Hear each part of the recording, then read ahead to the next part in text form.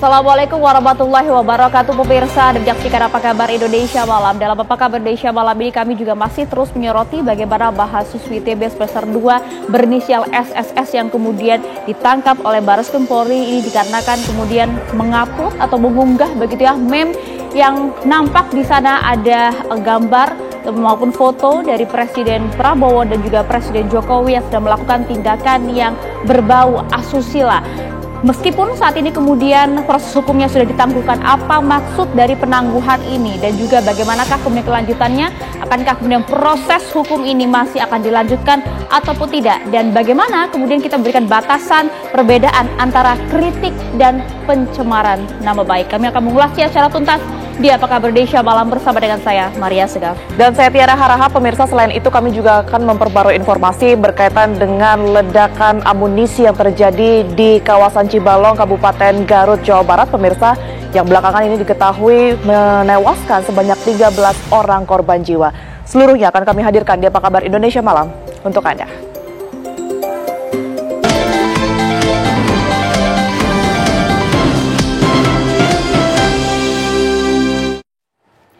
Kami awali Apa Kabar Indonesia Malam hari ini pemirsa dengan informasi proses pemusnahan amunisi kadaluarsa di Kabupaten Garut, Jawa Barat berubah menjadi tragedi.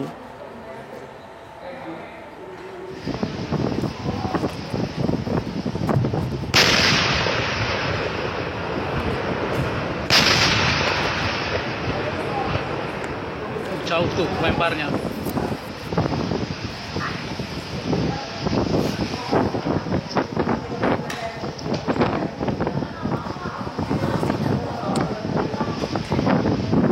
Ledakan dahsyat yang terjadi saat kegiatan tersebut menewaskan sedikitnya 13 orang. Pemusnahan amunisi pemirsa dilakukan di Kecamatan Cibalong, Kabupaten Garut pada Senin pagi. Pemusnahan amunisi tersebut merupakan bagian dari kegiatan rutin TNI untuk menyingkirkan bahan peledak yang telah melewati masa pakainya. Kegiatan ini dilaksanakan di lokasi yang dianggap aman dan jauh dari pemukiman warga. Namun, insiden tragis itu justru mengundang duka mendalam bagi masyarakat sekitar.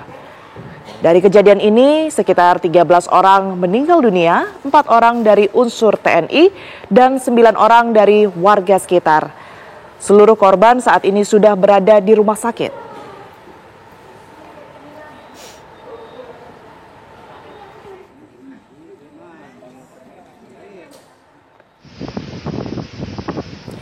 TNI Angkatan Darat memastikan sebelum pemusnahan amunisi tidak layak pakai dilakukan, kondisi di lapangan telah aman. Pada hari Senin 12 Mei 2025 pukul 09.30 waktu Indonesia bagian Barat telah dilaksanakan kegiatan pemusnahan munisi afkir tidak layak pakai inventaris TNI Angkatan Darat di lokasi peledakan Desa Sagara, Kecamatan Cibalong, Kabupaten Garut. Pemusnahan tersebut dilaksanakan oleh jajaran Gudang Pusat Munisi 3, Pusat Peralatan TNI Angkatan Darat. Pada awal kegiatan, secara prosedur telah dilaksanakan pengecekan terhadap personil maupun yang berkaitan dengan lokasi peledakan, dan semuanya dinyatakan dalam keadaan aman. Selanjutnya, tim penyusun amunisi melakukan persiapan pemusnahan di dalam 2 lubang sumur yang disiapkan.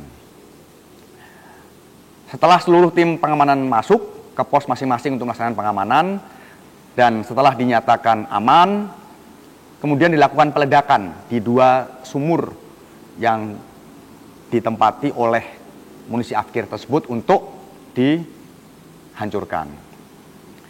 Dan peledakan di 2 sumur ini berjalan dengan sempurna dalam kondisi aman. Sedangkan di luar 2 sumur ini disiapkan 1 lubang yang peruntukannya adalah untuk menghancurkan detonator yang selesai digunakan dalam penghancuran 2 sumur sebelumnya, termasuk sisa detonator yang ada berkaitan dengan munisi afkir tersebut. Saat tim penyusun munisi menyusun detonator di dalam lubang tersebut, secara tiba-tiba terjadi ledakan dari dalam lubang yang mengakibatkan 13 orang meninggal dunia. Iya, ini membawa duka bagi kita semua, tapi kita coba akan ajak Anda untuk membarui informasi terkini seperti apa. Sudah ada rekan kami Taufik Hidayah langsung dari Garut, Jawa Barat. Taufik. Baik, Tiara dan Maria, juga pemirsa di rumah, bisa saya sampaikan informasi terbaru, yaitu saya berada di sekitar radius 300 meter dari lokasi peledakan yang terjadi di desa Sagara, Kecamatan Cibalong, Garut, Jawa Barat, di mana seluruh korban meninggal telah seluruhnya dievakuasi ke Rumah Sakit Umum Pamengpeuk, di mana ke-13 tersebut diantaranya 9 warga sipil dan 4 orang dari pihak TNI. Dan tadi juga seluruh aparat TNI telah meninggalkan lokasi, di mana penyelesaian identifikasi lokasi, terutama melakukan pengecekan ulang apabila ada sumur-sumur amunisi yang dinyatakan masih berbahaya, dan masyarakat sipil atau warga sekitar tidak diperbolehkan mendekat karena memang tadi petugas dinas pemadam kebakaran tengah melakukan pendinginan pasca meledaknya di lokasi pemusnahan. Bisa disampaikan bahwa proses pemusnahan amunisi kadaluarsa ini memang setiap 1 tahun 1 kali dilakukan oleh TNI Angkatan Darat di lokasi ini, di mana masyarakat sekitar sudah terbiasa mendengar pemusnahan atau suara ledakan di saat pemusnahan amunisi kadaluarsa di lokasi ini.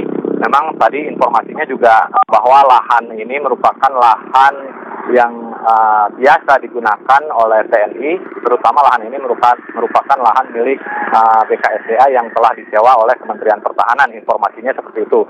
Namun secara validasi memang dari ke-13 korban yang telah dievakuasi ke Rumah Sakit Pamengpeuk saat ini masih dalam tahap proses identifikasi sehingga belum bisa dikembalikan kepada keluarga. Dan bisa disampaikan juga rata-rata para korban ini, ke-13 orang korban terutama yang sipil ini, kondisinya sudah tidak utuh, sehingga perlu pencocokan data dari orang tua, kakak, adik, terutama keluarga, apakah betul korban ini merupakan anggota keluarganya, jangan sampai tertukar dengan korban lain. Demikian. Baik, Taufik, mungkin Anda juga bisa jelaskan ya sebenarnya wilayah di sana ini seperti apa, karena dari 13 data korban yang kami terima ini kan ada yang dari unsur TNI, juga ada dari warga sipil begitu. Mengapa bisa kemudian ini warga sipil berada di wilayah yang seharusnya mungkin tidak ada pemukiman di sana atau bahkan tidak ada aktivitas dari warga sipil di sana? Baik, bisa disampaikan bahwa lokasi ini merupakan area hutan karet, ya, artinya jauh dari pemukiman masyarakat, sekitar 2-3 km. Dan kenapa warga sipil hingga menjadi korban tersebut? Karena memang diminta untuk menjadi pekerja sebagai penggali sumur untuk amunisi kadaluarsa. Namun penyebab mereka menjadi korban hingga meledaknya amunisi kadaluarsa ini masih dalam tahap penyelidikan, apakah memang murni kecelakaan atau memang ada unsur lain. Karena tadi juga saya sempat berbincang dengan para keluarga korban bahwa 9 warga sipil tersebut sudah terbiasa diminta bantuan atau dipekerjakan untuk menggali sumur untuk mengubur dan meledakkan amunisi kadaluarsa milik TNI. Demikian. Baik, lokasi di sana sudah disterilkan, sementara itu informasi yang bisa kita dapatkan begitu ya dari Taufik Hidayah. Terima kasih atas laporan lengkap Anda langsung dari Garut, Jawa Barat. Tentunya nanti kita akan perbarui kembali bagaimana kemudian perkembangan situasi di sana, Maria. Betul dan juga sekali. Pemirsa.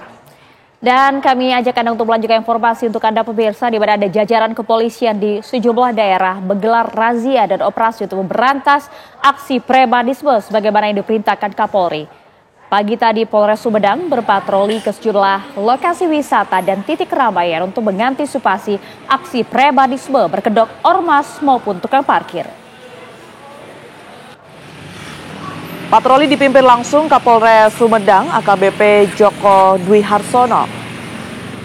Patroli digelar di 3 lokasi, yakni lokasi wisata Jones Park, kawasan Asia Plaza, dan wisata Bendungan Jati Gede. Patroli digelar sebagai langkah preventif mengantisipasi aksi premanisme berkedok ormas maupun tukang parkir.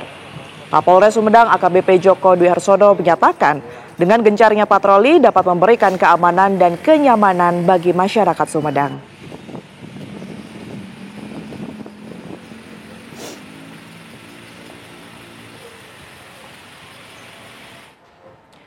Sejumlah preman berkedok juru parkir liar salah sasaran lantaran meminta tarif parkir tak wajar sebesar Rp30.000 kepada petugas kepolisian yang menyamar di kawasan pusat perbelanjaan Tamrin City, Tanah Abang, Jakarta Pusat. Juru parkir liar berambut gondrong ini pemirsa tak menyangka jika pengemudi mobil yang dimintai uang untuk jasa parkir adalah petugas kepolisian yang memang sedang menyamar. Bukan om, mas, bukan om. Kenapa om? Lu kena. Iya kak, bukan kak. Kok nggak salah kak? Kok nggak salah lu mah itu duit lu kok nggak salah gimana? Memang sempat terjadi ketegangan lantaran si juru parkir menolak uang sebesar Rp5.000 yang diberikan oleh petugas yang menyamar. Razia ini digelar jajaran Satreskrim Polres Metro Jakarta Pusat lantaran maraknya aksi premanisme berkedok juru parkir liar yang kerap meminta uang dengan cara paksa dan bahkan dengan jumlah yang tak wajar. Petugas berhasil mengamankan 6 preman berkedok juru parkir liar di kawasan Tamrin City dan sekitaran Monas, Jakarta.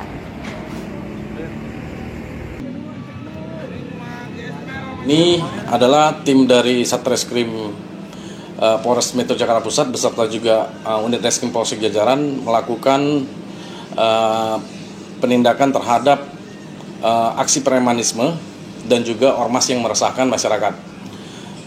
Tadi tim dari Polres yaitu Satreskrim dan juga Polsek Jajaran keseluruhannya berhasil mengamankan 6 orang pelaku yang berkedok sebagai juru parkir namun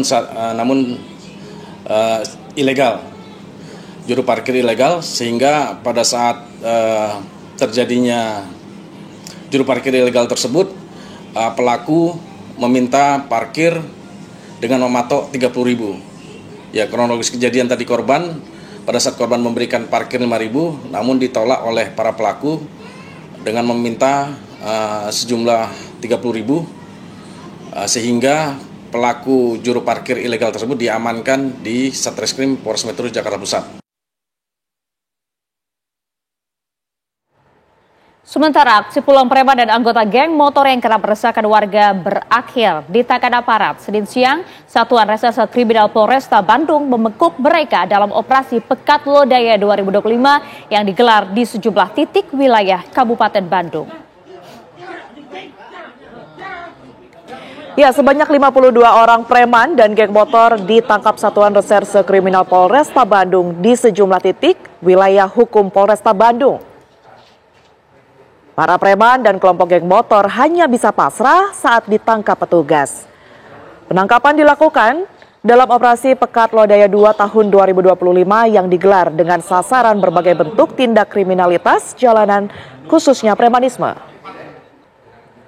Polresta Bandung menegaskan akan mengedepankan preventif dan represif untuk menekan premanisme serta menjaga keamanan di Kabupaten Bandung.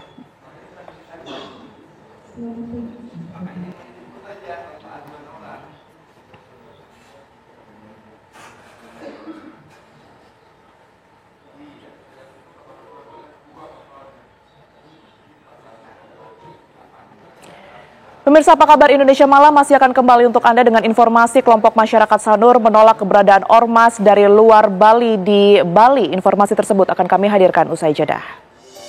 Pemirsa, kelompok masyarakat Sanur menolak keberadaan ormas dari luar Bali di Bali. Gubernur Bali Wayan Koster tegaskan tidak akan memberikan izin pada ormas yang dapat mengganggu kenyamanan masyarakat Bali dan pariwisata. Penolakan keadaan ormas dari luar Bali untuk eksis di Bali ini disuarakan pecalang dan kelompok masyarakat di kawasan Sanur dengan memasang baliho yang menyatakan penolakan mereka. Kelompok masyarakat Sanur ini menginginkan tradisi dan kearifan budaya lokal tetap terjaga tanpa adanya ormas yang berasal dari luar Bali, terutama mereka yang terkait dengan premanisme. Sementara itu, Gubernur Bali Wayan Koster menyebutkan bahwa pemerintah daerah Bali berhak menolak ormas yang tidak sesuai dengan kebutuhan dan bahkan dipertimbangkan keamanan di wilayahnya.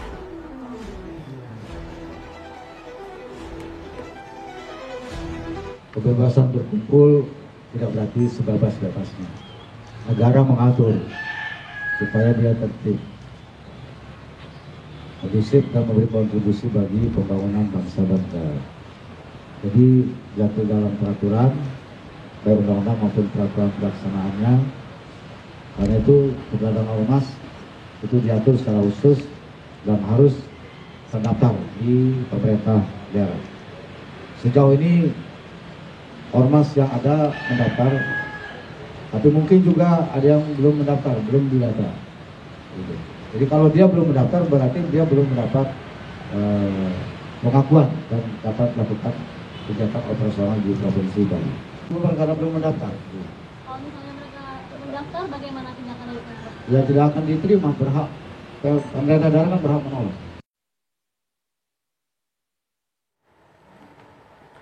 Pemirsa, angka pengangguran di Indonesia meningkat seiring perubahan pekerja yang dilakukan sejumlah perusahaan. Strategi pemerintah pun dinanti untuk mengatasi angka pengangguran yang berpotensi terus tumbuh menyusul kondisi ekonomi global yang mengalami kontraksi. Ya, lantas apa langkah yang akan ditempuh pemerintah Prabowo Gibran menekan laju pengangguran?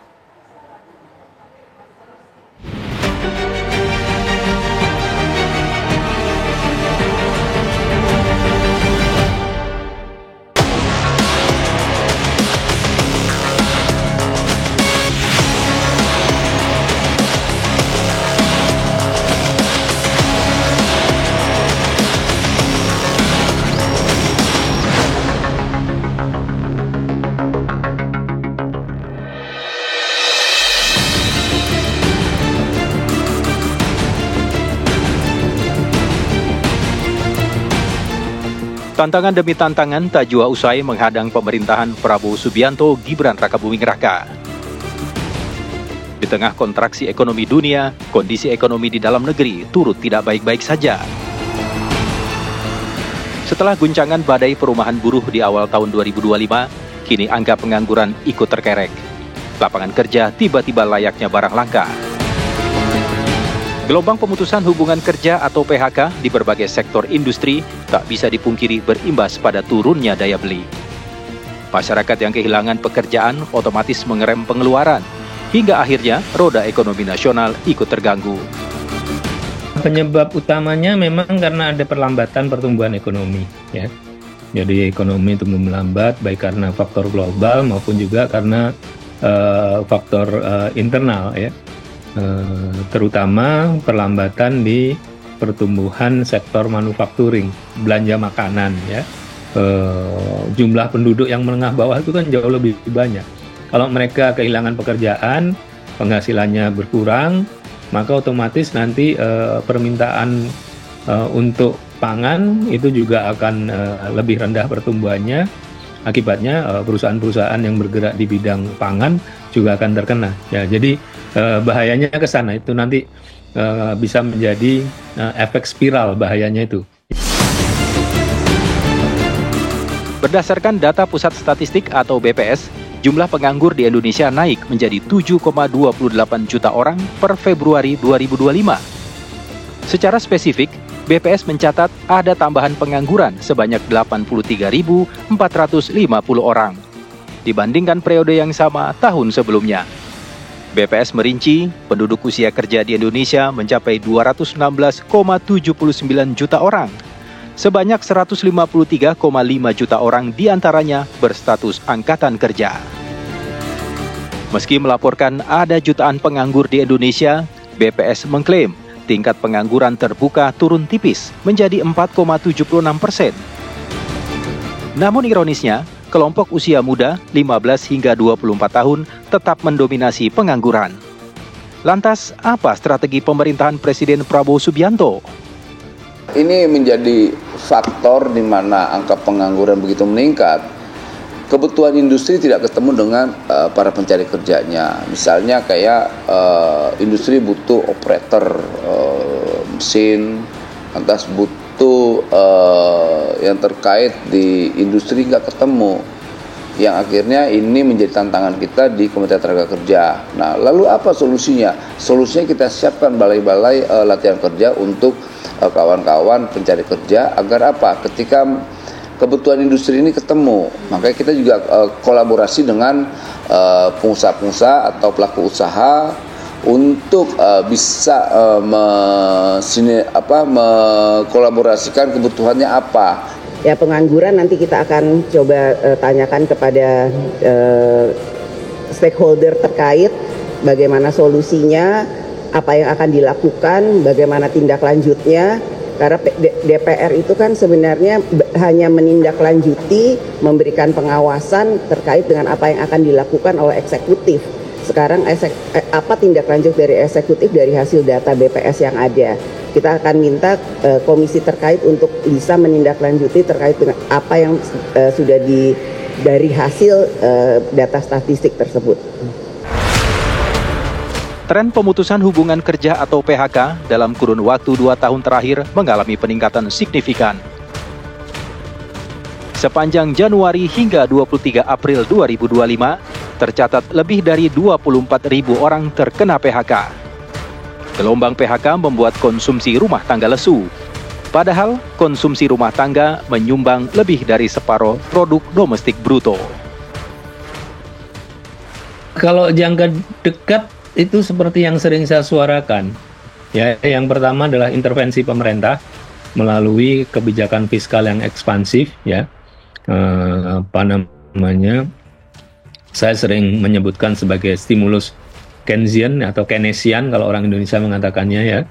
Terus yang kedua adalah ya kita harus mendorong supaya swasta itu tumbuh, supaya korporasi itu tumbuh. Dan untuk itu mau tidak mau kita harus memangkas regulasi, kita mau nggak mau harus memangkas birokrasi, istilahnya diregulasi dan debirokratisasi. Jangan lupa loh ya, tingkat pengangguran dalam persentase itu yang kelihatannya turun, ya.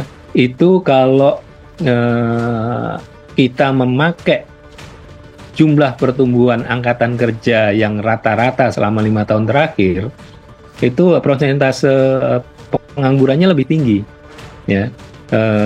Pengangguran itu kan jumlah yang menganggur, ya, dibagi dengan angkatan kerja. Presiden Prabowo Subianto memang cukup percaya diri. Bangsa ini mampu melalui hantaman krisis ekonomi. Apalagi pemerintah mampu mengendalikan angka inflasi.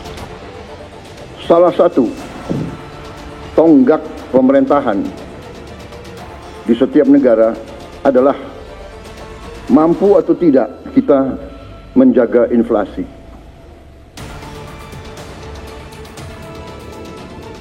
Inflasi kita salah satu terendah di dunia, mungkin di antara 5 negara yang terendah di dunia. Mungkin inflasi yang lebih rendah dari kita, mungkin Tiongkok ya, Mendagri. Ini prestasi. Pemerintah kini dituntut memiliki strategi yang tepat dalam menyikapi bonus demografi dan tingginya angka pengangguran. Sektor-sektor padat karya sudah semestinya menjadi perhatian khusus. Jangan sampai sektor penyerap tenaga kerja dalam angka besar justru gulung tikar akibat tak ada keberpihakan kebijakan pemerintah.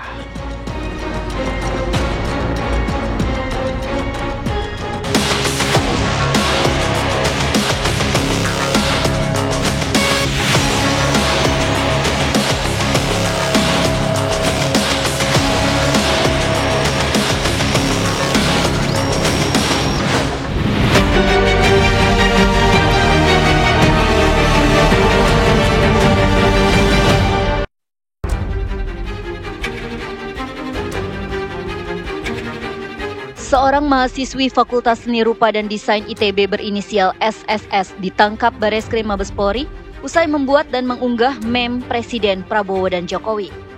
Polri menggunakan pasal 45 ayat 1 Jungto pasal 27 ayat 1 dan atau pasal 51 ayat 1 Jungto pasal 35 ayat 1.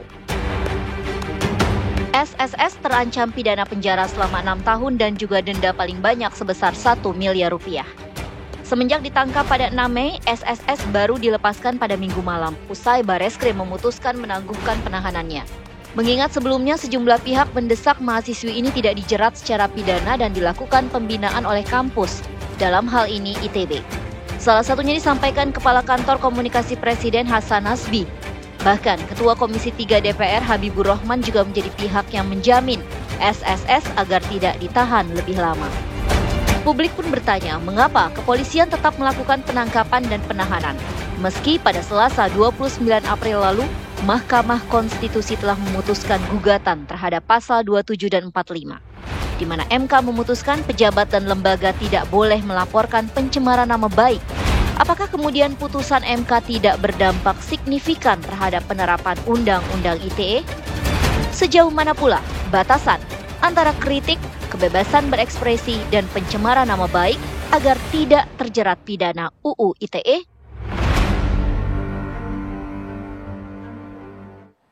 Ya, lagi-lagi kemudian masih banyak saja yang kemudian belum paham mana batasan-batasan kritikan, kemudian pencemaran nama baik maupun juga kebebasan berekspresi. Melihat dari kasus ini semenjak ditangkap pada 6 Mei kemarin, SSS kemudian baru dibebaskan usai adanya penangguhan kasus oleh Bareskrim dan juga dilepaskan pada 11 Mei kemarin. Mengapa kemudian SSS sudah ditetapkan sebagai tersangka jika kemudian akhirnya kasus ini ditangguhkan? Belum lagi kemudian mengapa SSS kemudian bisa memiliki motif untuk melakukan hal ini. Betulkah ini masuk dalam delik dan juga merupakan pencemaran nama baik dan bahkan juga melanggar Undang-Undang ITE? Kami akan membahasnya secara lengkap bersama dengan sejumlah narasumber. Kami sudah hadir semuanya bersama dengan saya saat ini di studio Apa Kabar Indonesia Malam. Sudah bergabung bersama kami ada Irjen Pol Purnawirawan Arianto Sutadi, Penasihat Ahli Kapolri. Selamat malam.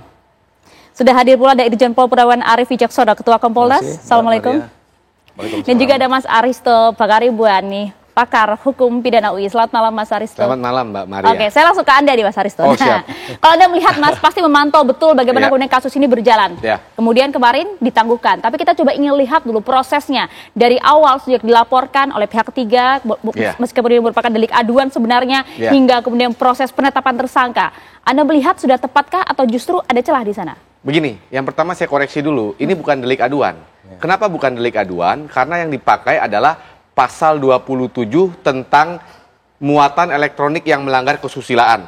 Itu yang pertama. Yang kedua tentang manipulasi informasi elektronik sehingga itu seolah-olah terlihat asli. Nah, aplikasinya begini. Jadi pertama foto meme tadi ya, Prabowo dan Jokowi itu kan yang sedang berciuman itu dianggap melanggar norma kesusilaan. Nah, di sini tadi Mbak Maria mengatakan di mana sih batasnya. Nah, disinilah norma kesusilaan ini bisa ditarik ke kiri, bisa ditarik ke kanan.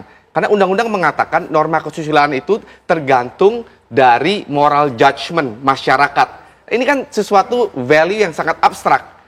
Tergantung siapa yang menilai ini pantas tidak pantas. Lagi-lagi ini masih Swiss dirupa nih. Tergantung moral kompasnya siapa yang dipakai. Nah, tadi Pak Arianto tadi kita bincang-bincang mengatakan bahwa pasti polisi sudah memakai ahli. Betul, pasti sudah ada ahlinya. Tapi persoalannya ahli ini kan pendapatnya beda-beda. Kalau ahli yang konservatif ditanya, yang moral kompasnya agak terkolot-kolot, agak kolot-kolot dikit, dia akan bilang, wah ini nggak susila nih. Ya. Tapi kalau ahli yang moral kompasnya agak liberal, kenapa saya bilang agak liberal? Karena meme ini sudah banyak dilakukan di politik global, di literatur global udah banyak. Jadi kalau lihat pertama ya, meme seperti ini tuh ada di ketika Jerman Timur dan Uni Soviet. Justru meme ini bukan untuk menghina. Meme ini justru digambarkan sebagai satir ya, aliansi antara Jerman Timur yang komunis dengan Uni Soviet. Jadi bukan untuk menghina sama sekali. Lalu ada juga misalnya Donald Trump dengan Vladimir Putin. Nah, inilah yang tadi pertanyaannya. Apa sih batasnya? Batasnya itu jawaban sederhananya, batasnya tergantung yang menerjemahkan. Siapa yang menerjemahkan? Ya polisi. Polisi dengan kewenangannya. Dan mohon maaf nih, mentersangkakan orang di Republik ini gampang kok. Alat buktinya itu cuma 2. Jadi penekanannya itu kuantitas bukan kualitas. 1 tambah 1 2, oke, saya yakin dia tersangka. Artinya kalau ada ahli yang mengatakan ini nggak melanggar susila, ini biasa aja, polisi bisa cari lagi ahli yang mengatakan ini melanggar susila, tambahlah 1 2, akhirnya sederhana. Itu persoalannya ya. Itu polisi kan nggak cari-cari Mas. Polisi kan nggak cari-cari bukti. Pasti dong dia harus cari-cari bukti. Ketika ada laporan masuk ke dia, atau nggak usah ada laporan, kalau bukan delik aduan dia juga bisa mencari-cari perkara. Kan laporan polisi ada yang aduan model A dan model B. Jadi polisi ketika ada aduan, ya dia justru cari-cari bukti dong. Tapi kalau menurut Anda melihat ini sebenarnya melanggar delik nggak? Kalau saya, dengan moral kompas saya ini nggak melanggar. Kenapa? Karena yang digambarkan itu, ini bukan soal kesusilaan, mens reanya untuk melanggar kesusilaan, jadi niat jahatnya untuk menyebarkan informasi yang porno begitu ya, yang tidak sesuai dengan moral kompas Indonesia, menurut saya nggak ada. Satu. Yang kedua, ketika manipulasi ini artinya mau menipu orang seolah-olah informasi ini asli. Saya pikir nggak ada niat jahat ketika misalnya Mbak Maria melihat foto itu, Mbak Maria langsung dalam pikiran, oh jangan-jangan ini terjadi beneran ciumannya. Kayak saya rasa sih nggak ada. Jadi moral kompas saya, kalau saya ditanya misalnya oleh polisi, saya di BAP oleh polisi, saya katakan tidak ada delik yang terpenuhi. Tapi tadi yang saya katakan, polisi bisa cari karena sistem pembuktian kita yang menekankan kepada alat bukti yang kuantitas ya, 2 alat bukti. Bisa tersangka, ya cari orang lain yang bisa bilang itu melanggar delik kesusilaan. Gitu, jadi ini yang membuat ke kiri ke kanan gitu loh. Nah, itu dia Pak Arianto. Biar nggak ke kiri ke kanan, bagaimana Pak Arianto? Enggak, ini memang kasusnya ini adalah delik yang bisa ke kiri ke kanan. Makanya itu Amnesty International kan minta itu diputuskan ke pasar karet dan sebagainya. Tapi kalau saya pribadi, delik itu nggak bagus kalau diputuskan karena itu nanti tidak ada lagi rambu-rambu orang menyampaikan pendapat ya. Orang menyampaikan pendapat, bebas berpendapat, tapi mesti ada rambu-rambunya dong. Contohnya yang paling banyak ya, demo nggak boleh lebih dari jam 6 malam. Kenapa? Nanti ganggu ketertiban dan sebagainya. Tidak boleh tempat ibadah. Kan itu ada rambu-rambunya. Sama juga dengan ini bunyinya orang mengkritik itu. Kalau dulu pidana itu cuman deliknya cuma gini aja. Kalau ngeritik itu nggak boleh keras-keras gitu ya. Bunyinya kan kayak gitu ya, dulu penafsirannya cuma kayak gitu gitu. Nah itu untuk apa? Untuk membatasi supaya kita itu masih tetap tidak menimbulkan keonaran kan gitu. Itu tujuan hukum kan gitu kan. Tapi kan tadi Pak Aristo menjelaskan bahwa ini nampaknya nggak melanggar kalau menurut saya, kalau dari kacamata seorang Aristo gitu. Karena gitu. Tapi polisi ini sebelum menangkap kalian udah pasti, saya udah nganjurkan ya. Setiap nangani kasus yang kayak gini ini sangat rawan gitu ya. Misalkan ada ustadz itu mau agitator apa, cari saksi ahli dulu. Statementnya ini masuk dalam ini unsur ini enggak. Begitu itu ada berarti polisi sudah punya bukti awal dong bahwa itu ada bukti awal untuk cukup untuk menentukan dia tersangka. Itulah yang dipakai gitu. Adapun nanti ya penyelesaiannya itu tuh dimana nanti apa harus pakai hukum apa tidak, itulah yang kita lihat sekarang ini gitu. Kan kemudian sekarang kan DPR sendiri minta itu supaya dibina, kan gitu kan. Ini supaya dibina, nggak apa-apa kalau menurut saya. Tapi polisi yang menangkap kemarin itu menurut saya sudah tidak salah. Dia sudah tepat ya, sudah sesuai dengan aturan hukum yang ada dan KUHP yang berlaku sekarang ini gitu. Masalahnya memang KUHP yang berlaku sekarang ini sudah banyak kelemahan ya, sehingga dia tidak menampung mengenai restorasi justice dan sebagainya itu. Akhirnya ya itu yang terjadi di lapangan ini. Tapi ini suatu masalah yang menjadi pembelajaran bagus ya. Supaya kita itu lihat ya bahwa hukum di Indonesia itu memang harus diperbaiki. Ini KUHP mau dirubah, mudah-mudahan nanti perubahannya sangat signifikan. Menampung RJ ke situ dengan secara total sehingga kita tidak bingung, polisi tidak bingung dan kemudian tidak. Secara prosedur sudah sesuai, sudah tepat, tidak ada celah. Kompolnas bagaimana melihat ya? Ya terima kasih Mbak Maria. Jadi memang yang disampaikan Pak Arianto dengan Pak Aristo itu saya sedikit agak berbeda. Karena kan memes yang dibuat itu kalau diterjemahkan dilihat oleh siapapun juga, itu pasti punya interpretasi yang ya ke arah yang tadi itu. Asusila. Benar. Nah, sayangnya mahasiswi Triple S ini, mohon maaf, Triple S kan, ini kan beliau kan mahasiswi seni rupa, desain. Itu dia. Ya kan? Nah, kok yang dibikin kok yang itu? Kan di Indonesia sebagai negara yang menganut adat ketimuran, kita kan punya norma-norma. Kita punya norma-norma. Itu yang digambarkan itu adalah orang tua kita. Orang tua dari 275 kurang lebih juta rakyat Indonesia. Nah, ini yang mesti dimaknai. Jadi, apalagi beliau kalau nggak salah menggunakan artificial intelligence ya, untuk bikin gambar tersebut ya.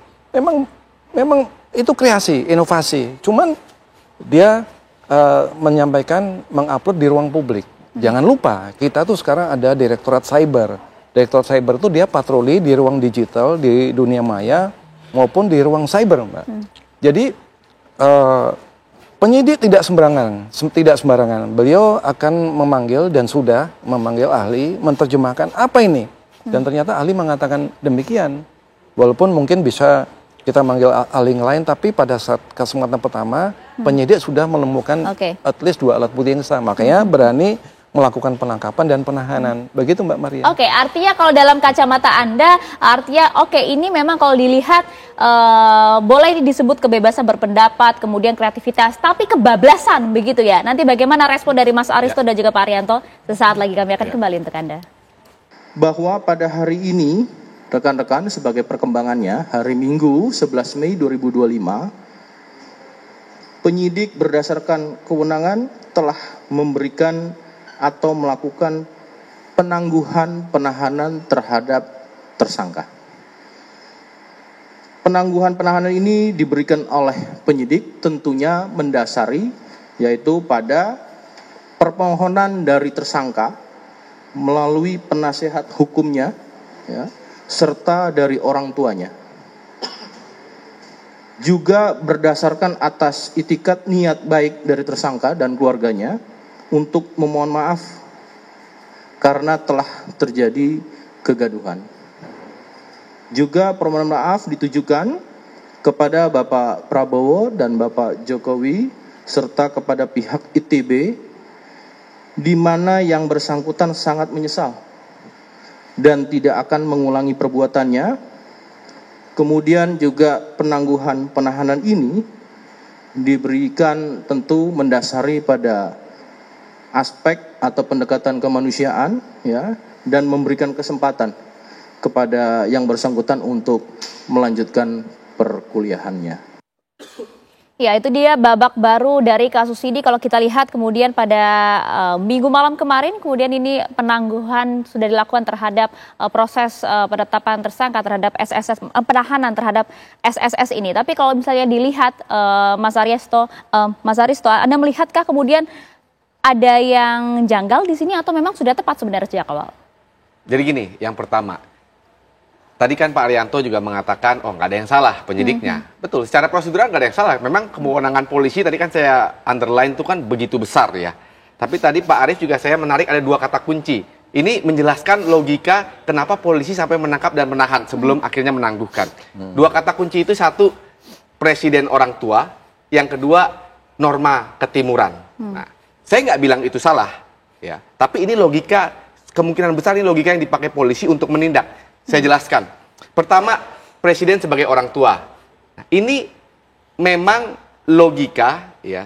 Bahayanya maaf nih, logika ini. Kita tidak bisa membedakan presiden ini sebagai orang, ya, atau dalam tanda petik sebagai orang, atau sebagai lembaga negara. Personifikasinya itu bercampur. Sehingga negatif konsekuensinya, Pak Arief, kalau logika itu, presiden ini dianggap nanti patronizing presiden, dianggap sebagai raja yang harus dilindungi.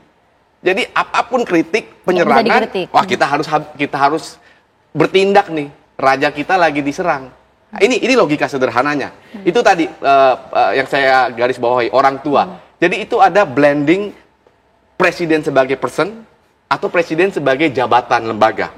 Nah, kalau saya melihatnya ini kritik presiden sebagai lembaga, sebagai jabatan, karena misalnya isu 2 matahari itu yang pertama. Yang kedua, norma ketimuran. Nah, ini yang menarik. Ini yang tadi saya katakan. Ini yang saya katakan ini moral compass. Ada orang yang mengatakan norma ketimuran tuh, ini deskripsinya juga susah nih, norma ketimuran apa. Tapi ya, oke lah misalnya. Nah, ini kan susah juga. Kita anggap tuh misalnya Asian values, ya, collectivism yang menganggap bahwa tadi orang presiden ini orang tua. Oh, nggak pantas dong orang tua kita digituin. Nah, itu norma ketimuran.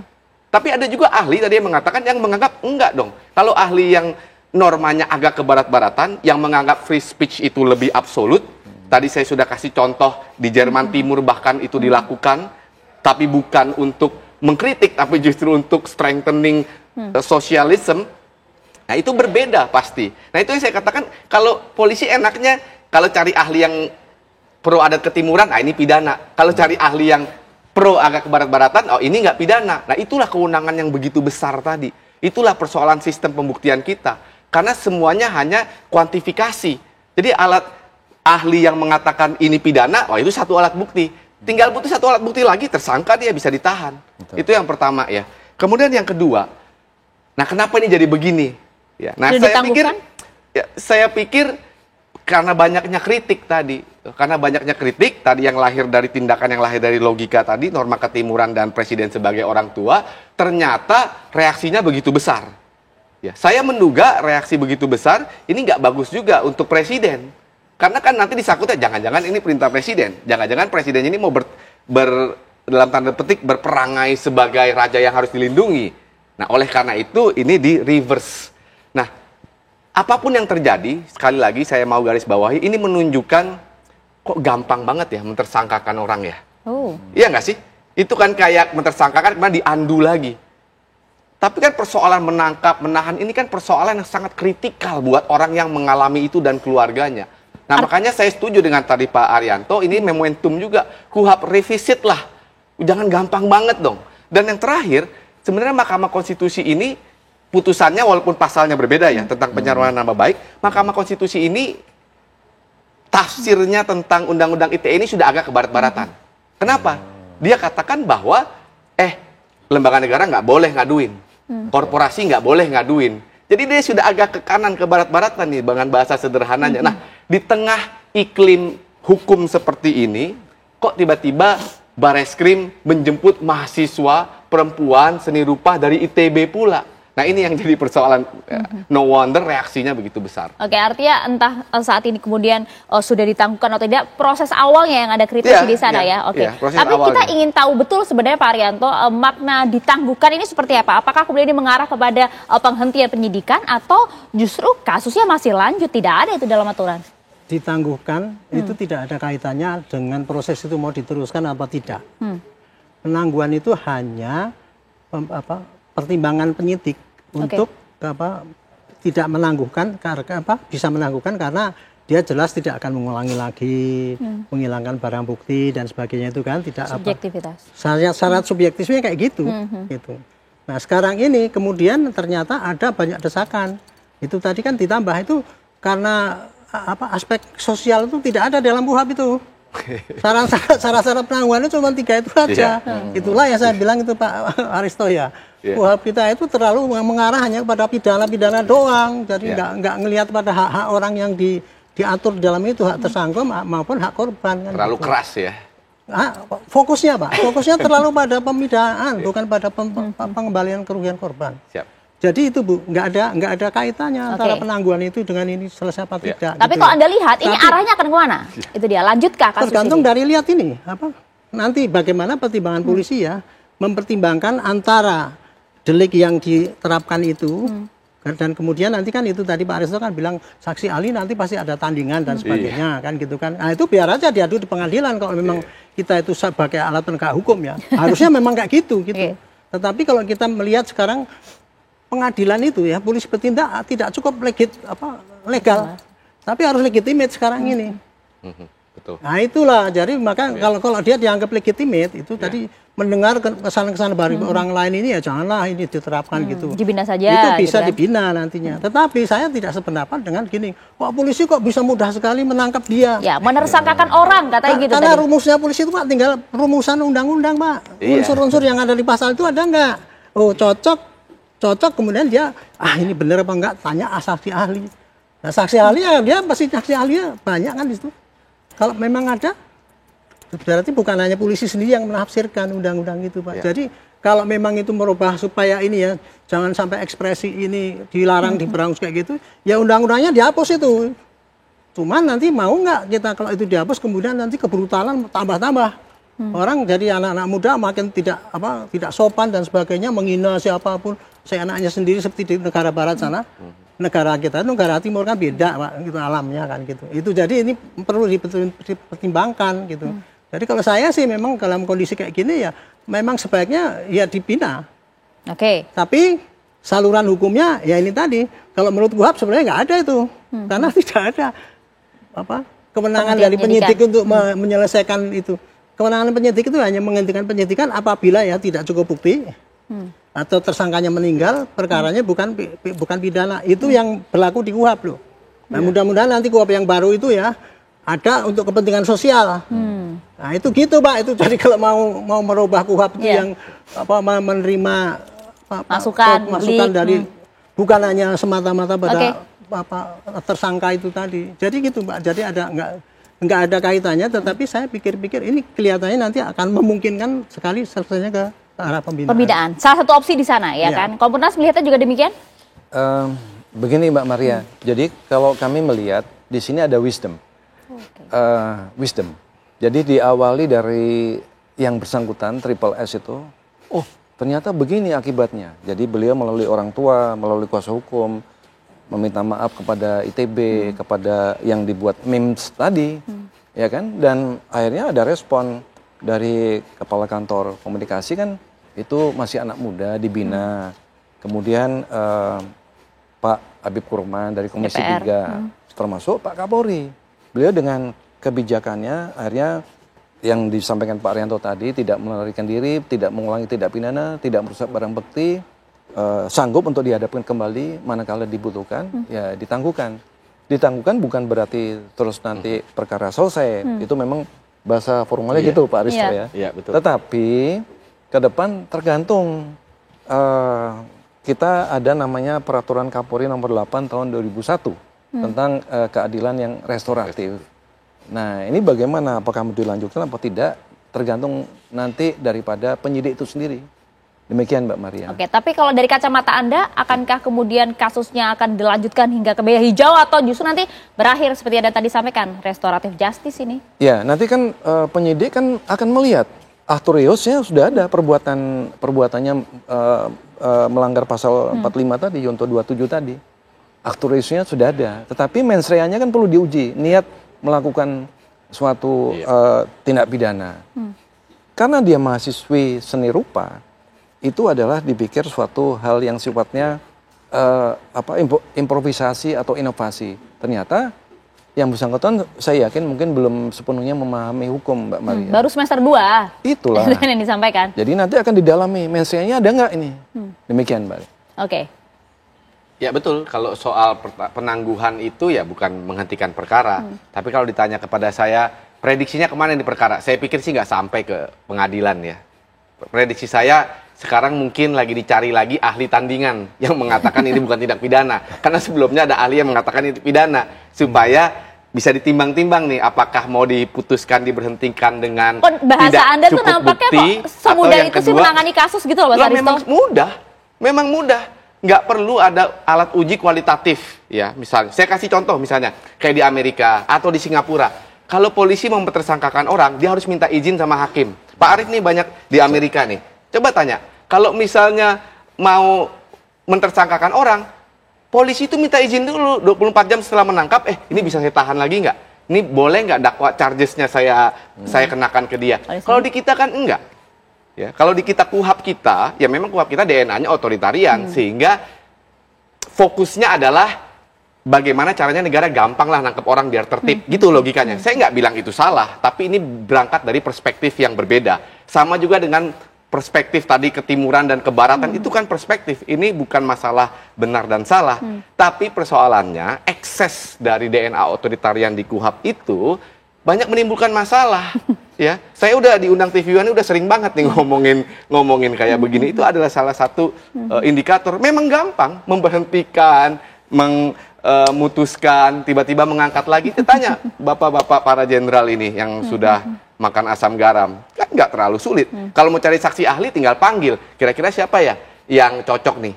Atau kadang-kadang mohon maaf nih, kalau dia punya misi tertentu, kira-kira yang cocok dengan tesis saya siapa ya? Jangan Aristo kalau Aristo nanti bilang ini bukan pidana, saya mau cari yang ini yang pidana. Itu kenyataan. Perintah undang-undang itu tadi kan kalau Pak undang-undangnya memberikan, memang dasarnya kayak gitu aturannya. Undang-undang memberikan manuver yang luas banget kok. Memberikan peluang. Iya. Begitu ya Pak? Ya betul. Ini menambah inspirasi bagi saya nih. Sekarang polisi ya, kalau saya untuk sekarang ini ya, dengan melihat data yang ada kelihatannya, tapi dengan desakan yang ada sehingga dia terpaksa harus tanda petik mengeluarkan gitu ya. Paling tidak kan dia beban ini, sudah nuntut gitu-gitu ya, mesti harus dihentikan gitu ya. Nah ini tadi terpikir saya nih, bagus ini sarannya. Cari saksi ahli yang lain yang mengatakan bahwa itu bukan. Nah nanti kan tinggal, nggak cukup bukti, dihentikan. Itu Pak cara yang terbaik untuk saat ini ya. Tetapi itu kan cara yang tidak bagus. Ini yang salah adalah undang-undangnya. KUHAP kita itu yang harus dirubah Pak. Sembari nanti kemudian penyidikan itu tidak hanya penghentian, penyidikan itu tidak hanya karena tentang mati bukan pidana, kurang bukti, tambah untuk kepentingan sosial yang lebih penting bisa dihentikan. Baru itu selesai. Nggak bingung polisinya, Pak. Nggak disalahin terus. Betul, nah, itu dia. Mudah sekali menangkap itu. Saya menyalahkan sistemnya, Pak. Iya, sistemnya. Itu. Polisinya ya dia maju kena mundur kena juga. Iya. Kadang-kadang. Nah itu dia, agar juga kemudian kita tidak bingung begitu ya, hal serupa tidak kembali terulang. Apa sih sebenarnya batasan-batasan antara pencemaran nama baik, kritik, dan juga kemudian kebebasan berekspresi, agar kemudian tidak ada lagi yang tersandung di sana. Kami akan membahasnya usai jeda sesaat lagi untuk Anda. Ya pemirsa, kami coba ajak Anda untuk melihat secara sejarah begitu ya, mana saja kasus-kasus pencemaran nama baik yang kemudian dijerat dengan pidana UU ITE. Berikut ini kami tampilkan untuk Anda. Kalau kita lihat pemirsa, ini ada dari kasus yang kemudian muncul dari media sosial hingga kemudian ditarik ke pengadilan. Ini ada Baik Nuril yang mungkin Anda masih ingat, di mana dipidanakan karena menyebarkan rekaman pelecehan verbal atasannya. Putusannya divonis bersalah, namun kemudian mendapatkan amnesti dari Presiden Joko Widodo. Berikutnya pemirsa, ini ada Prita Mulyasari yang kemudian dilaporkan karena mengeluhkan pelayanan di rumah sakit. Divonis dengan bersalah, namun kemudian dinyatakan tidak bersalah melalui peninjauan kembali atau PK. Lagi-lagi kalau kita lihat pemirsa, ini kasus ujaran kebencian dan juga pencemaran nama baik yang berawal dari media sosial hingga menuju ke meja hijau. Tentu ada Buniani yang kemudian dipenjara setelah mengedit dan menyebarkan cuplikan pidato Basuki Cahayapurnama atau Ahok dengan putusan 1,5 tahun penjara. Belum selesai sampai di sana, ada lagi pemirsa, kita tahu betul John Ruh Ginting yang kemudian dianggap menyebarkan kebencian lewat tulisan di media sosial. Putusannya sama, 1,5 tahun penjara.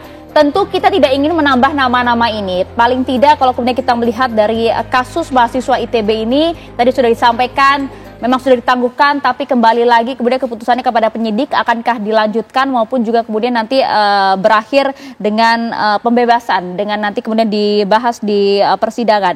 Tapi kita ingin edukasi di sini, bagaimana kemudian masyarakat bisa dengan jelas, bisa dengan gamblang membedakan, terlebih lagi dengan unggahan-unggahan mereka di media sosial, mana itu bagian dari kritik, mana itu bagian kemudian dari pencemaran nama baik, maupun juga kebebasan berekspresi, biar tidak terselip. Ini bagaimana kemudian kita membedakan ini, Pak Arianto?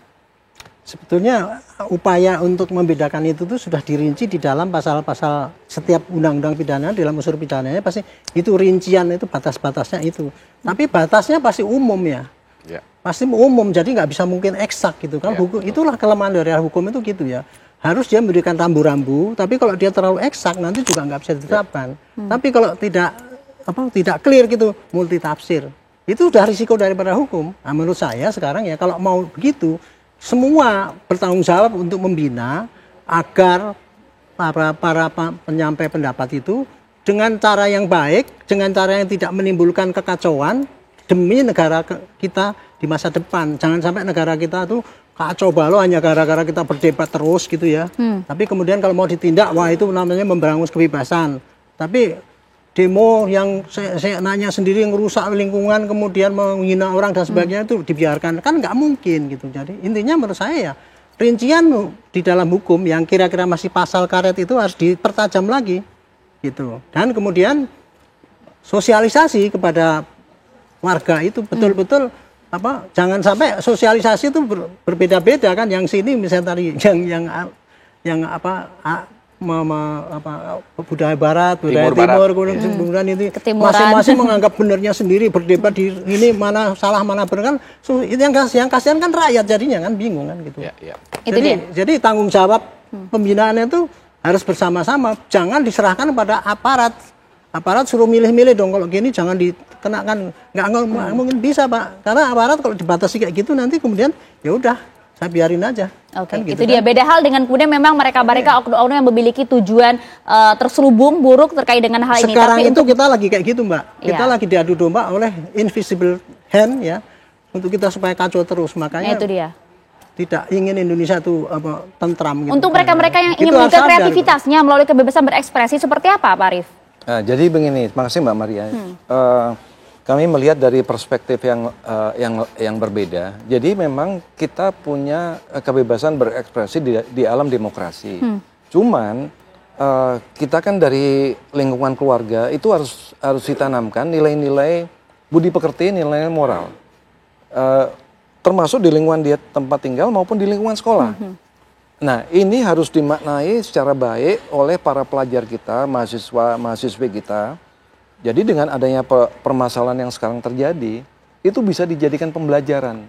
Jangan sampai mereka sembarang-sembarang main gampang, main gadget sampai lupa nilai-nilai tadi. Jangan sampai lupa itu. Meskipun itu subjektif ya? Benar, subjektif. Cuman kalau misalkan kita membuat, apalagi sekarang ada artificial intelligence kan, kita bisa bikin emoticon, memes yang macam-macam lah sesuai dengan yang ada back mind kita. Cuman kita harus lihat, kita harus ingat bahwa kita ini hidup di alam Indonesia, di mana bumi dipijak, di situ langit dijunjung.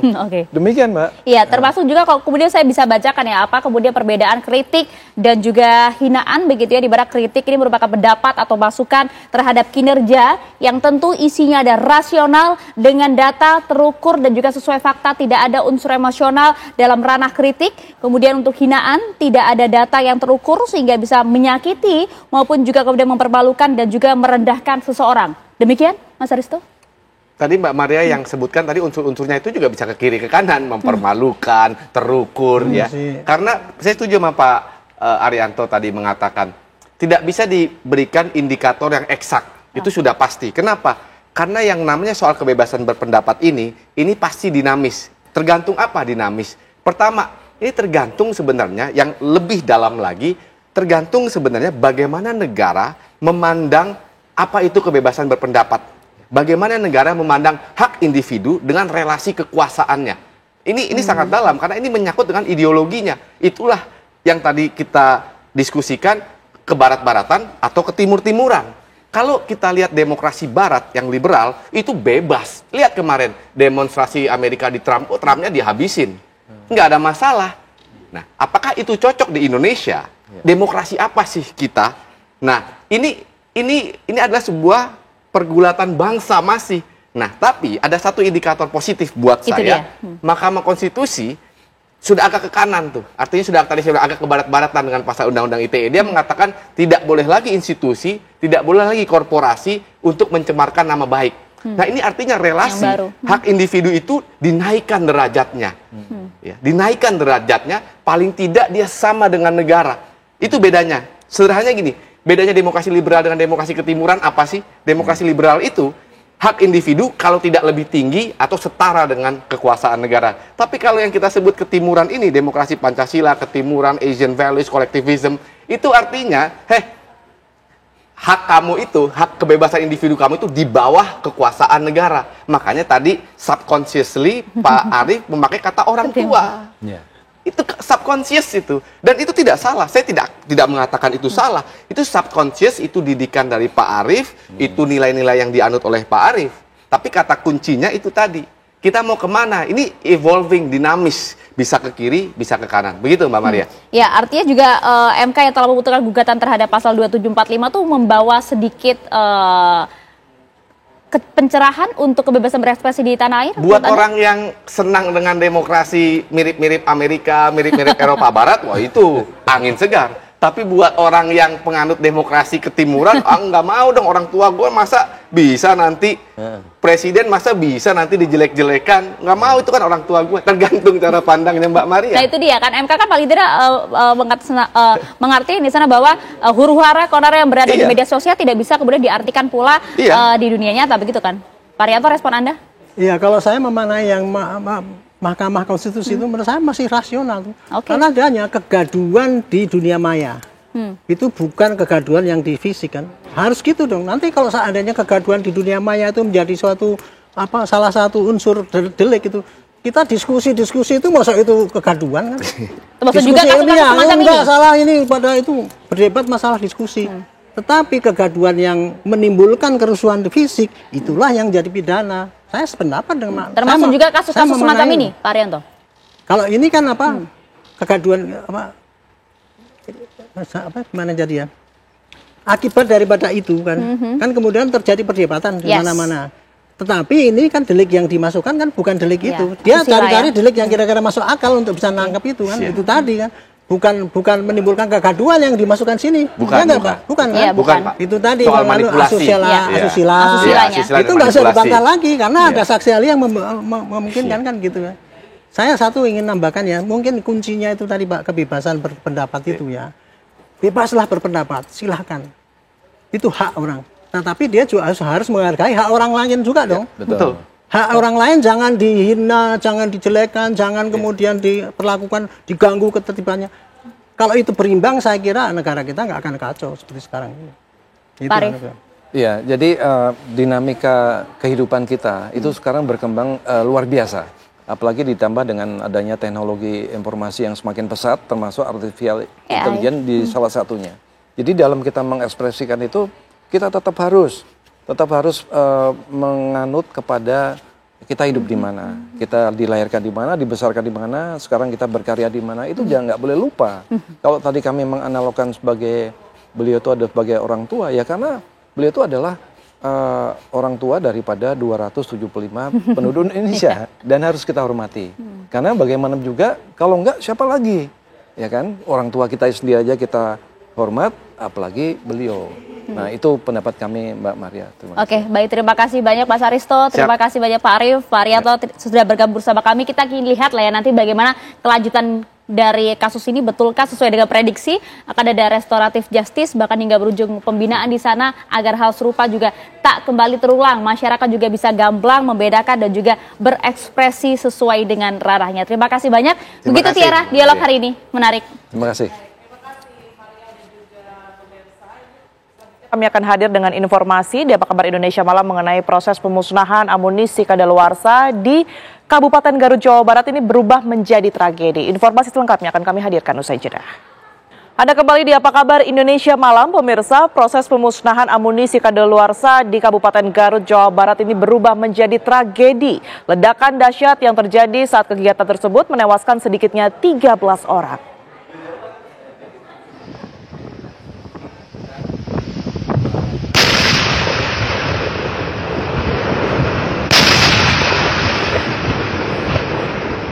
Jauh tuh lemparnya.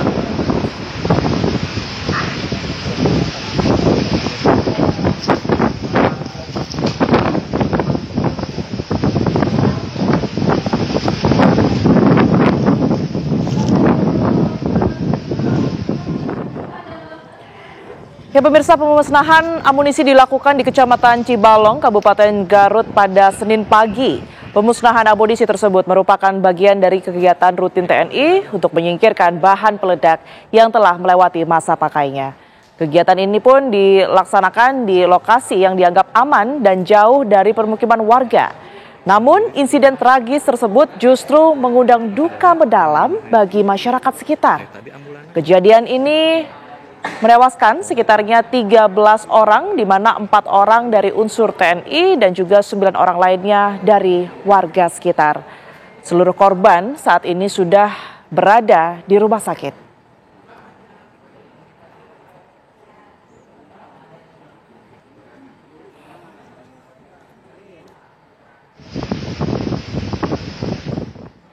Kita akan perbarui informasi pemirsa berkaitan dengan ledakan amunisi TNI di Garut, Jawa Barat. Sudah bergabung dengan kami saat ini Taufik Hidayat yang berada di lokasi kejadian. Selamat malam Taufik, kami ingin perbarui kembali informasi terkini langsung dari sana. Apa yang bisa Anda ceritakan berkaitan mungkin dari pengamanan yang dilakukan oleh pihak TNI di sekitaran lokasi kejadian? Baik, Tiara, pemirsa dan pemirsa di rumah, bisa saya sampaikan untuk proses sterilisasi di lokasi pemusnahan amunisi kadaluarsa yang terjadi di Kecamatan Cibalong, Garut, Jawa Barat telah usai dilakukan oleh aparat TNI dibantu oleh Dinas Pemadam Kebakaran yang memang melakukan pendinginan di sekitar lokasi ledakan. Dan tadi juga seluruh unsur telah meninggalkan lokasi ledakan dan saat ini tengah fokus di Rumah Sakit Umum Pamengpeuk, di mana banyak keluarga korban, kerabat hingga masyarakat lain yang berdatangan untuk mengucapkan bela sungkawa kepada keluarga korban yang saat ini berada di halaman kamar jenazah rumah sakit ini. Dan para keluarga juga masih bertahan hingga malam hari ini, mengingat mereka masih diperlukan untuk pencocokan data, terutama karena memang untuk 9 warga sipil yang menjadi korban ini perlu pencocokan data karena sebagian korban mengalami kerusakan dan sulit diidentifikasi wajah, bahkan ada yang organ tubuhnya hancur. Dan hingga malam ini juga informasinya Pangdam 3 Siliwangi akan memberikan keterangan kepada awak media di sekitar rumah sakit Pamentuk, mengingat memang tadi siang juga Kapuspen Mabes TNI telah memberikan keterangan bahwa ada 13 korban yang dinyatakan meninggal akibat insiden meledaknya di tempat pemusnahan Cibalong ini. Sementara seperti itu, Tiara. Baik, terima kasih Taufik Hidayat melaporkan langsung dari Garut, Jawa Barat. Proses dari sterilisasi oleh pihak TNI tadi sudah dilakukan, pemirsa, dan kami juga akan memperdalam informasi berkaitan dengan bagaimana bisa ledakan amunisi ini terjadi di lokasi yang tadi sudah sama-sama kita lihat, sudah di lokasi yang disebut aman, begitu. Apa yang kemudian ini bisa dijadikan sebagai bahan evaluasi di sini. Kita akan langsung membahasnya bersama dengan Laksda TNI Purnawirawan Soleman B. Ponto yang merupakan Kepala Bais TNI tahun 2011-2013. Selamat malam, Pak Soleman. Selamat malam. Baik, Pak Soleman, tentu kami prihatin dengan apa yang kemudian ini terjadi, begitu ini sangat-sangat di luar perkiraan. Tentu juga kami percaya bahwa pihak TNI sebenarnya sudah memperkirakan lokasi-lokasi kejadian dan juga memperhitungkan apa yang kemudian tadi dilakukan, begitu. Tapi kalau mungkin Anda bisa menilai dari kejadian ini sebenarnya secara aturan ataupun juga SOP, Anda melihatnya seperti apa, Pak Soleman? Iya, jadi begini, kalau saya melihat pasti aturannya semua sudah dipenuhi. Saya yakin itu. Namun yang dihadapi kan ini barang afkir, barang kedaluarsa, sehingga standar-standar yang dibuat itu tidak berlaku. Nah, kita bisa lihat tadi itu kan ada 2 kali ledakan. Ledakan pertama, itu lihat pertama, kemudian nanti ada yang kedua itu. Coba kita lihat. Itu lihat gambarnya. Nah, ada kilatan yang kedua. Jadi di situ apa artinya, bahwa ketika ledakan pertama selesai, dianggap sudah selesai, orang-orang ini masuk. Ternyata ada ledakan kedua. Itu yang mengakibatkan kecelakaan ini. Itu. Kalau dari pihak TNI sudah menyebutkan pemilihan lokasi ini memang sudah selalu dilakukan di lokasi yang aman, begitu Pak Soleman. Dan juga tentunya di area tersebut ini tidak bisa sembarangan orang masuk dan berada di area tersebut, begitu. Lantas keberadaan dari warga sipil yang ada di sana, ini Anda melihatnya seperti apa, Pak Soleman? Iya betul, memang orang sipil tidak bisa ke sana sepanjang selama itu lagi proses. Tapi kalau ketika proses ini selesai kan itu daerah bebas. Dan ini kan masalah ini, itu yang kedua itu bisa kelihatan ya. Dan masalah ini kan bukan baru kali ini terjadi.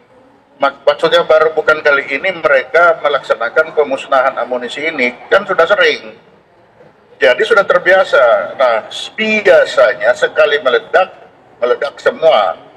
Itulah sebabnya setelah meledak, semua langsung mendekat. Ternyata ada susulan ledakan kedua. Itu yang membawa korban, gitu.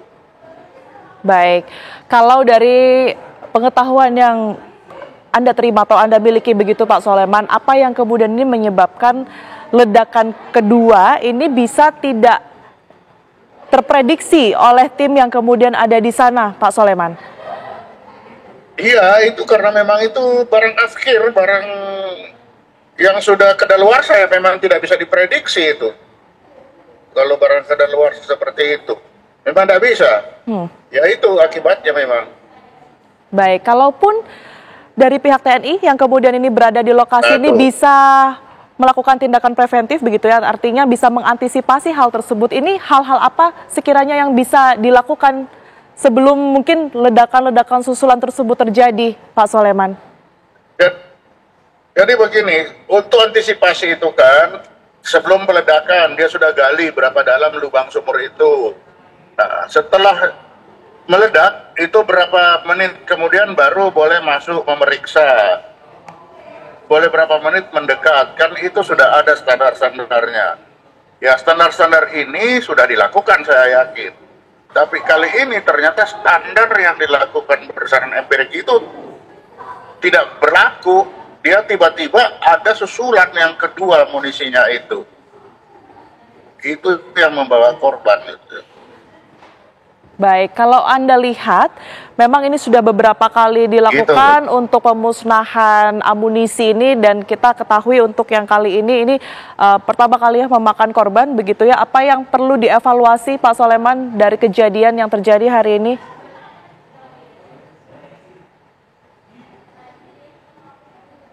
Ya memang perlu dievaluasi kembali apakah daerah aman atau tingkat keamanan itu berapa menit setelah ledakan itu, ya perlu dievaluasi lagi sekarang. Begitu. Nah tuh, itu kelihatan sekali itu ledakan kedua itu kan. Jadi pertama langsung kedua itu. Dan kedua itu malah kelihatannya lebih hebat dari yang pertama karena ada apinya keluar itu. Kalau yang pertama cuma asap ya, tapi yang kedua itu kelihatan ada apinya itu, gitu.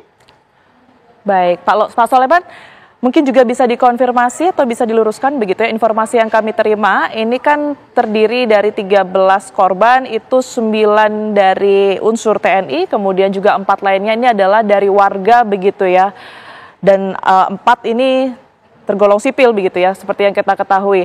Nah, informasinya, mohon maaf kami koreksi, ini 9 sipil dan juga 4 orang unsur TNI. Nah, ini informasinya memang 9 orang sipil ini dipekerjakan Pak di area tersebut. Ini apakah juga sudah sesuai dengan aturan dari pihak TNI atau bagaimana Pak Soleman? Iya, saya kira itu aturan, memang bisa saja kan setelah meledak, orang-orang sipil ini ingin membersihkan. Kan harus dibersihkan itu wilayah itu. Nah, mereka membersihkan. Tapi ternyata ada ledakan kedua. Ini dia tentang. Nah, itu berapa detik itu kelihatan itu ledakan kedua itu kan. Jadi memang mereka biasa itu ada datang untuk pembersihan wilayah itu ada itu biasa. Gitu. Untuk peledakan tersebut ini sebenarnya amunisi jenis apa saja sih, Pak Soleman? Kalau punya angkatan darat itu mulai dari amunisi meriam sampai pistol. Kalau setahu saya ya, kalau angkatan darat. Meriam hingga pistol begitu ya. Nah, ini apakah ada radius? Sepanjang pengetahuan saya ya. Baik, dengan alat-alat ataupun juga amunisi tersebut, ini apakah ada spesifikasi lokasi tertentu yang kemudian ini dipilih sehingga mungkin bisa dikatakan aman dari jangkauan warga ataupun juga radius-radius tertentu yang sudah ditentukan, Pak Soleman? Iya. Ya, jadi waktu menggali sumur itu, mereka sudah tahu berapa jarak dari pemukiman, jarak aman. Penggalian sumur itu sudah aman. Ketika masukkan di sumur, diledakkan dalam sumur itu sudah aman. Yang jadi tidak aman itu ketika orangnya mendekat ketika ledakan kedua itu terjadi. Itu kan masalahnya.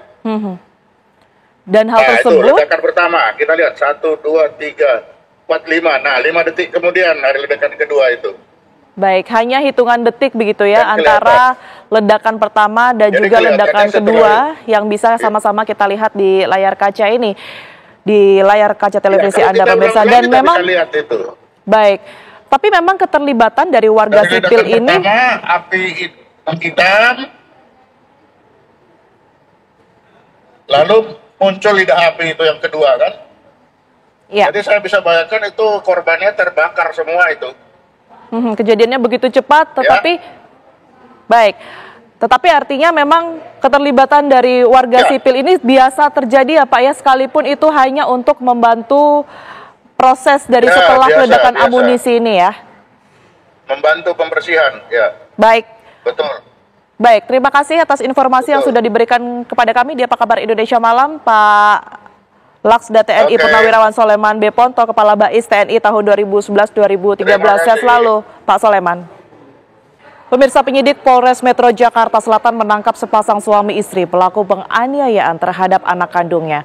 Korban berusia 2 tahun diketahui meninggal dunia setelah sempat dibawa ke puskesmas terdekat.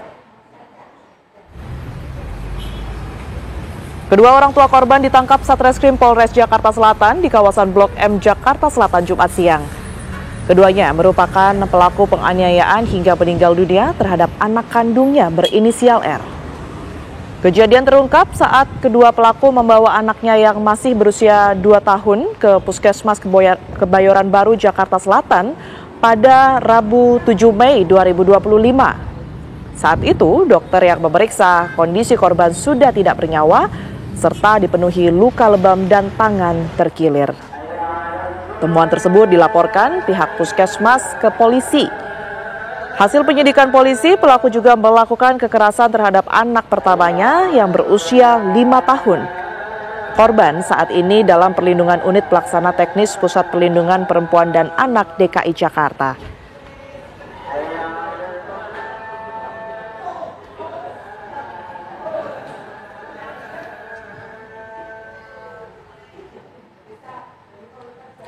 Puluhan unit rumah rusak akibat angin puting beliung yang melanda Kelurahan Kamal Kalideres Minggu siang. Warga terdampak mulai membenahi rumah mereka yang rusak akibat kejadian ini.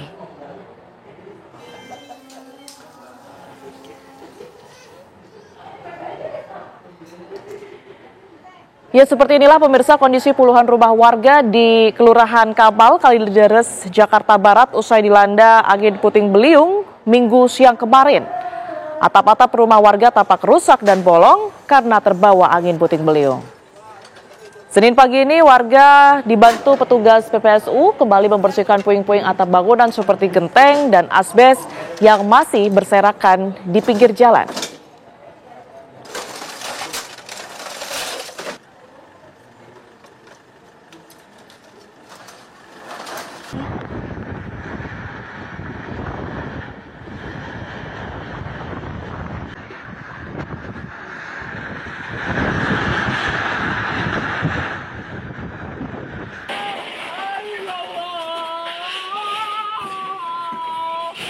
Asyhadu anna Muhammadar Rasulullah. Asyhadu anna Muhammadar Rasulullah.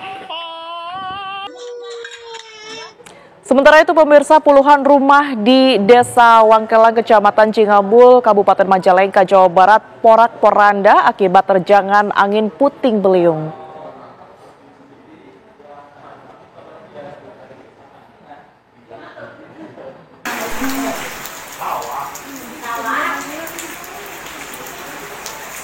Angin puting beliung melanda wilayah Wangkelang, Kecamatan Cingambul, Kabupaten Majalengka, Senin pagi.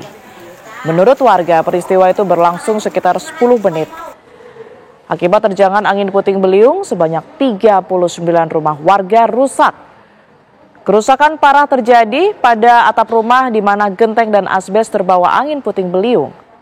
Pasca kejadian angin puting beliung ini, pemirsa, petugas dari TNI membantu warga mengevakuasi material genteng dan asbes yang tersapu angin.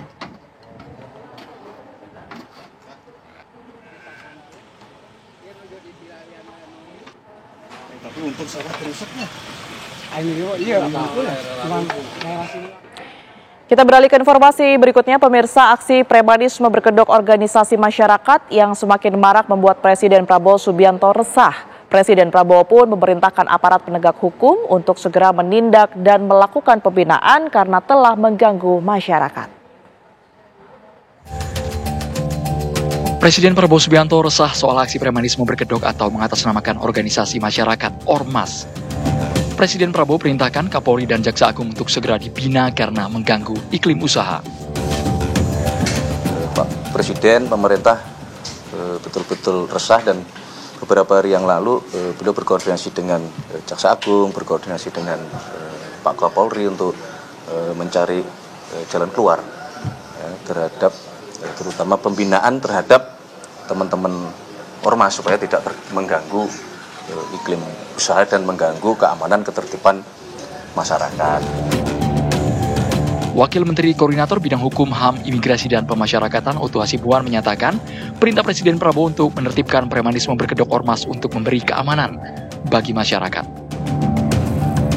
Ketika Pak Presiden mengatakan itu harus dibereskan, ya, yang preman-preman tidak melawan hukum harus dibasmi, itu terus akan bisa diimplementasikan di bawah. Kapolri juga sudah menyatakan sikap, ya kan? Menko Polkam juga sudah mengatakan sikap. Saya yakin semua pejabat aparat hukum di bawah itu sudah meyakini, tidak lagi keraguan-raguan, tidak ada keraguan-raguan untuk menindak para preman ini, maka itu segera akan bisa dibasmi. Ormas Gerakan Rakyat Indonesia Bersatu Jaya menanggapi santai rencana penindakan premanisme berkedok ormas. Saat ini Grip Jaya selalu berusaha untuk taat pada hukum dan melakukan kontrol ketat jika ada anggotanya yang melakukan aksi premanisme. Grip Jaya itu sesuai dengan arahan Bapak Ketua Umum kami Pak Haji Hercules itu memang tidak ada boleh yang melanggar hukum. Hukum itu harus menjadi panglima tertinggi. Lalu dia memang dalam setiap berbagai kesempatan itu memang Grip Jaya itu taat hukum, tidak kebal hukum itu kata bebas dia termasuk ketua umumnya. Jajaran kepolisian pun bertindak cepat memberantas aksi premanisme baik yang dilakukan secara individu maupun kelompok termasuk ormas. Operasi memberantas segala bentuk aksi premanisme digelar kepolisian di sejumlah wilayah. Tim TV One mengabarkan.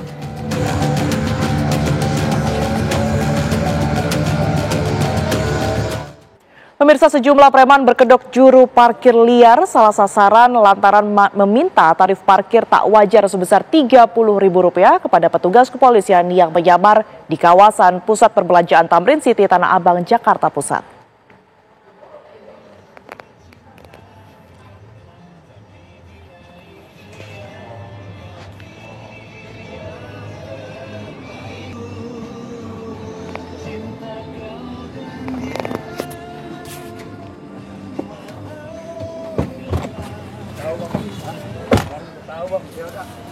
Iya, itu masuk. Gak usah kekerasan kan? Bukan om. Bukan om. Kenapa om? Lu kena. Iya kak, bukan kak. Kok nggak salah kak? Kok nggak salah, lu mati itu duit lu kok nggak salah gimana? Juru parkir liar berambut gondrong ini tak menyangka jika pengemudi mobil yang dimintai uang untuk jasa parkir adalah petugas kepolisian yang sedang menyamar.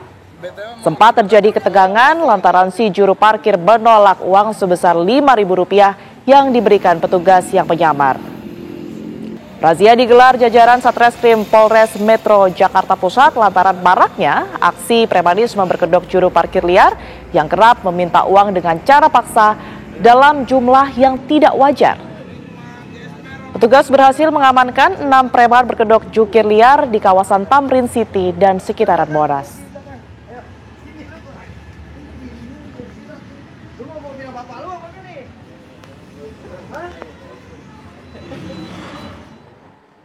Aksi puluhan preman dan anggota geng motor yang kerap meresahkan warga berakhir di tangan aparat. Senin siang, pemirsa, Satuan Reserse Kriminal Polresta Bandung membekuk mereka dalam operasi Pekat Lodaya 2025 yang digelar di sejumlah titik wilayah Kabupaten Bandung.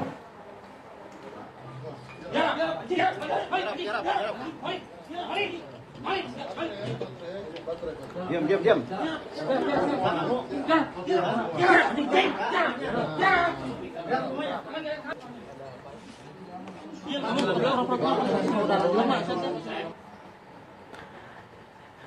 Ya, para preman dan kelompok geng motor hanya bisa pasrah, pemirsa, saat ditangkap oleh petugas. Penangkapan dilakukan dalam operasi Pekat Lodaya 2 tahun 2025 yang digelar dengan sasaran berbagai bentuk tindak kriminalitas jalanan khususnya premanisme. Polresta Bandung menegaskan akan mengedepankan preventif dan represif untuk menekan premanisme serta menjaga keamanan di Kabupaten Bandung.